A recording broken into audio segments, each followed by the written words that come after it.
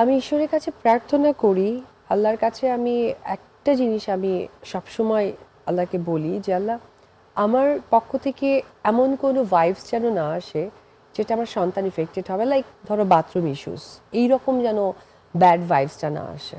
ঘুরিয়ে নিয়ে বলে যে আমার আব্রাহামের কারণেই তো ডিজাস্টার স্টার্টিং, তো আমি তাই সেই ডিজাস্টারটাকে আমি আমার যোগ্য মনে করি না যে যদি আব্রামটা না থাকতো তাহলে তাকে আমি যোগ্যই মনে করতাম না। That's it. সন্তানের পরিবার সহকারে I am so happy and আমি আল্লাহ তাআলার কাছে, ঈশ্বরের কাছে, গডের কাছে আমি ব্লেসিং যে আমি আমার সন্তানের এত ভালো একটা পরিবার পেয়েছি, যেখানে আমার বাবা মা, আমার ফ্যামিলির গ্যাপটা আমি আজকে অবধি বুঝতে পারি না। তার বাবা না, তার বাবার ফুল ফ্যামিলিকে পাই এবং তারা এত ভালোবাসে এবং পাশাপাশি আমাকে যে পরিমাণ আদরটা করে, আমি অনেক লাকি একটা মেয়ে যে আসলে ওই ওই ফ্যামিলির সাথে অ্যাডজাস্ট হতে পেরেছে। আমি সো লাকি। তুমি দেখবে এই কথা নিয়ে অনেক ট্রিপল মিনিং বিয়ে করবে, বাট বেলা শেষে হয় কি জানো তো, পরিবার তো আমার কাছে আপন। আমি তো মানুষকে বোঝাতে যাই না। যদি আমি চিত্রনায়িকা না হতাম তাহলে আমি প্রয়োজন বোধ করতাম না যে আমি দর্শকদেরকে বোঝাতে যাবো আমার পারিবারিক ইস্যুসটা। যেহেতু আমি একজন অপবিশ্বাস, আমার প্রতি আমার ফ্যান ফলোয়ার হেটার্স যারাই বলো একটা এক্সপেকটেশন থাকে জানার ইচ্ছা শক্তির, দ্যাটস ওয়াই বলা। আদারওয়াইজ আমি এটা মনেই করি না যে আমার এটা শেয়ার করার দরকার আছে। অ্যাকচুয়ালি দেখো, বাচ্চা তো বড় হচ্ছে ডে বাই ডে। আমি তো অন্যান্য মানুষের মতো কোনো কিছু করব না যেটা করে আমার সন্তান ছোট হয়। আমার নিশ্চয়ই ধরো বাথরুম ইস্যু বা বাথরুম নিয়ে একটা কোনো বড় একটা কন্ট্রোভার্সিয়াল কথা হয়ে যাবে, সেই মাটা তো আর আমি হতে পারবো না।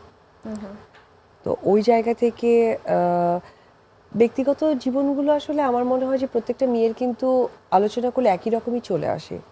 যে হেটার্স মেয়েরাও আমাকে নিয়ে লেখেন না, তারা হয়তো কন্টেন্ট করে, কিন্তু খেয়াল করে দেখো যে তারাও কিন্তু বেলা শেষে একটা মেয়ে। আমি যে ব্যাপারটাকে অলওয়েজ এক্সপ্রেস করার চেষ্টা করি দুঃখের জায়গা থেকে, ফিলিংসের জায়গা থেকে, যে আমার একটা সাজানো জিনিসটা কেন কেন ব্রোকেন হয়ে গেল। তো ওই জায়গাটা আসলে হয় কি সামটাইম আমি ধরে রাখতে পারি না, ইমোশন ধরে রাখতে পারি না। মেয়ে মানুষ তো ফিলিংসটা ধরে রাখতে পারি না, কারণ হাতে গড়া জিনিস তো সব কিছু, একদম হাতে গড়া। তো এটা থাকে না। তবে সামটাইম মনে হয় যে আমি যদি কথাটা অন্যভাবে বলি, এই যে যেমন এটা আমি বলেছি একটা মানুষ নিচ্ছে অন্যভাবে, যদিও আমার নিজের মানুষরা জানে যে আমি কি বা কি না কি, সেটা হয়তো দরকার নেই, কিন্তু আমার তো একটা দায়বদ্ধতাও কাজ করে দর্শকদের কাছে যে আমার ভালো লাগাটা আসলে তাদের কাছে পজিটিভলি পৌঁছাচ্ছে কিনা, বা আমি যা বলতে চাচ্ছি সেটা তারা বুঝতে চেষ্টা করছে কিনা। তো সেই জায়গা থেকে আসলে মাঝে মাঝে কন্ট্রোল করতে হয়। বাট অ্যাজ এ হিউম্যান আমার তো রাগ, ক্ষোভ, দুঃখ, কষ্ট সবই আছে। বেলা শেষে অভিনয় করার পেছনেও তো আমি একটা মানুষ, এবং সেখানেও তো আমার ইমোশনটা কাজ করে। আমারও তো ৮-১০টা মেয়ের মতো করে ভালো লাগা মন্দ লাগাটা কাজ করে। আমার একটা সুন্দর সাজানো জিনিসটাকে নষ্ট করা হয়েছে বা নষ্ট করেছে, সেটা খুব চালাকির সাথে মানুষের কাছে প্রেজেন্ট করছে, তো এই দুঃখটাও তো আমার লাগে। তারপরেও চিন্তা করি যে থাক, এমন কিছু করা যাবে না, কারণ আফটার আমি আমার একটা মা, আমার সন্তানের একটা সোসাইটি আছে, সেখানে তাকে যেতে হয়। কথা আমি যত বলবো তত বাড়বে, আর যত বাড়বে সেটা তত সোশ্যাল মিডিয়াতে আসবে, যত সোশ্যাল মিডিয়াতে আসবে আমার সন্তানের কাছে গিয়ে পৌঁছাবে, যার কারণে নিজেকে সেলফ কন্ট্রোল করি। তবে লাস্ট তো মানে হারলাইনে কাজ করছে এখন পূজা, এটা নিয়ে কনফিউজ ছিল। স্টেট বলছে কেন না, হ্যাঁ তুমি তুমি বাংলাদেশ ছাড়িয়ে শাকিব খানকে, মানে আমার পক্ষ থেকে অবশ্যই আমি তার একজন ওয়েল উইশার, কাছের মানুষ, আমি বলছি তুমি বাংলাদেশ ছাড়িয়ে তুমি গ্লোবালি কাজ করছো। তুমি যেখানে দুবাইয়ে গোল্ডেন কার্ড ভিসা পেয়েছো, এটা সিলেক্টিভ লোকদেরকে দেওয়া হয়, সবাইকে নয়। সবাইকে নয়। নাম্বার 2, যে কলকাতা একটা সময়, আমি ডিরেক্টলি বলবো, ওপার বাংলার অনেক আর্টিস্ট আমাদেরকে না একটু নেগেটিভলি দেখে, ও কিন্তু সে সাকসেস, মুম্বাইতে কাজ করছে, এবং বাংলা ইন্ডাস্ট্রির একটা মহল কিন্তু অনেক সময় তাকে বলেছিল যে তুমি অন্যান্য জায়গায় কাজ করছো। তো তার উদ্দেশ্যটাই ছিল ইন্ডাস্ট্রিটাকে একটা ভালো জায়গায় প্রেজেন্ট করে, এটা সে বরাবরই বলে এসেছে। তো এখন সেই প্লেস বা সাকসেসের জায়গাটা তার চলে এসেছে, তো তখন আমি ওকে বলেছি যে কেন নিবা না, তুমি সবাইকে নিয়ে কাজ করবা, তুমি একটু নায়ক। রিয়েলি আমি অনেক হ্যাপি হই। আমার স্ক্রিনটা মনে হয় যে যদি আমার সুযোগ থাকতো আমি স্ক্রিনটা ধরে হয়তো বা শেয়ার দিতাম, কিন্তু এটা তখন হয়তো মানুষ বলবে যে বেশি আধিক্যতা দেখাচ্ছে।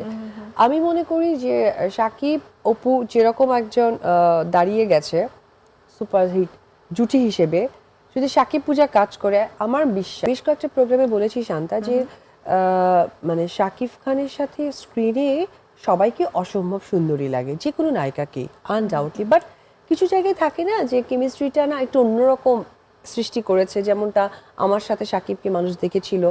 আমার আমার তো একটা এক্সপিরিয়েন্স হয়েছে ওর সাথে এত কাজ করার পর, বলিউডে একটা ভালো জায়গা হোল্ড করে।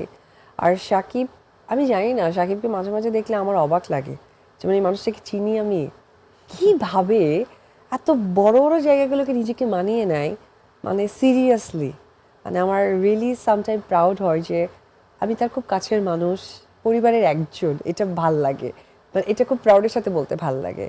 তো এত মানিয়েছে দুজনকে, এবং ওর অ্যাক্টিং লেভেলটা জাস্ট ওয়াও। সাকিবের যে তোমার আমি জানি না আমার এই কথাটা আবার কোথাও কপি হবে কিনা, আই ডোন্ট নো, এটা আমি কোট করেই বলছি যে আবার কপি হবে কিনা, এটা জানার কথা না। ওর যে দাদি আছেন, ওর দাদি তো অপূর্বা সুন্দরী ছিলেন, অপূর্বা সুন্দরী, যার নামই জান্নাত, যেটা দিয়ে ওর মোবাইলে বাসাটা করা। আচ্ছা। আর শাকিব খান যত কাজ থাকুক, শুটিং শেষ করে হলেও উইকেন্ডে একবার দৌড়ে তার দাদির সাথে দেখা করতে যেতেন। এবং আচ্ছা। আমার লাইফে মনে হচ্ছে যে পৃথিবীতে সুন্দরী কাকে বলে, যেমন চোখ তেমন চুল। ওর দাদি ওকে অনেক দোয়া করেছিল, বলেছিল যে দাদা তুমি হচ্ছে একদিন অনেক বড় মানে রাজপুত্র হবা, এবং তুমি একদম একটা রাজ্যর রাজা হবা, লাইক এইরকম করে তাকে বলতো। আচ্ছা।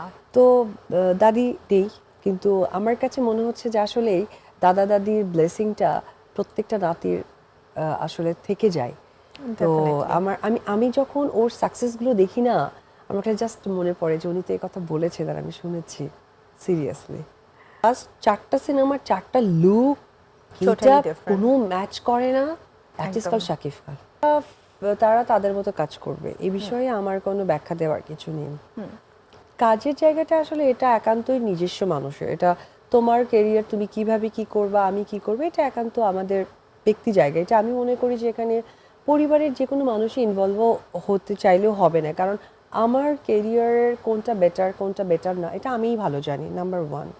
কিন্তু হয় কি, সম্পর্ক জায়গা থেকে না একটা অধিকার তৈরি হয়, এটা যেভাবেই বলো। তো ওই জায়গা থেকে তারা যেটা করছে ওইভাবে আমি এত নেগেটিভ দেখছি না, কারণ আমারও চেঞ্জের দরকার আছে, আমারও আমার কেরিয়ারের জায়গাটা একটু সুন্দর প্রেজেন্টেশনের দরকার আছে। আমিও ফিল করেছি ইয়েস ফাইন, আমি আমার মতো কাজ করি, তারাও চেঞ্জের দরকার আছে। তবে যেটা হয়েছে কি, মানে মানুষ তাদেরকে নেগেটিভভাবে নিচ্ছে, বা তারা তোমার হয়তো বা ওটাকে কি বলে স্বার্থপর বা কিছু একটা এরকম একটা তাদেরকে দেখছে। তবে আমি তোমার এই প্রোগ্রামের মধ্যে দিয়ে বলতে চাই যে দেখো, প্রত্যেকটা মানুষই তার ভালো কাজ করবে বা তাদের কেরিয়ার কিভাবে গোছাবে, এটা সেই মানুষগুলোর চিন্তা ভাবনা বা সেই মানুষগুলোর প্রেজেন্টেশন, সেখানে আমার ঢোকার কিছু নেই। তারা যেটা করছে ভালো মনে করেছে, ওয়েলকাম অলওয়েজ, আমার এই জায়গায় কোনো সে নাই, বাট আমি আমার চেঞ্জেসটা চেয়েছি, এটা মোস্ট ইম্পর্ট্যান্ট।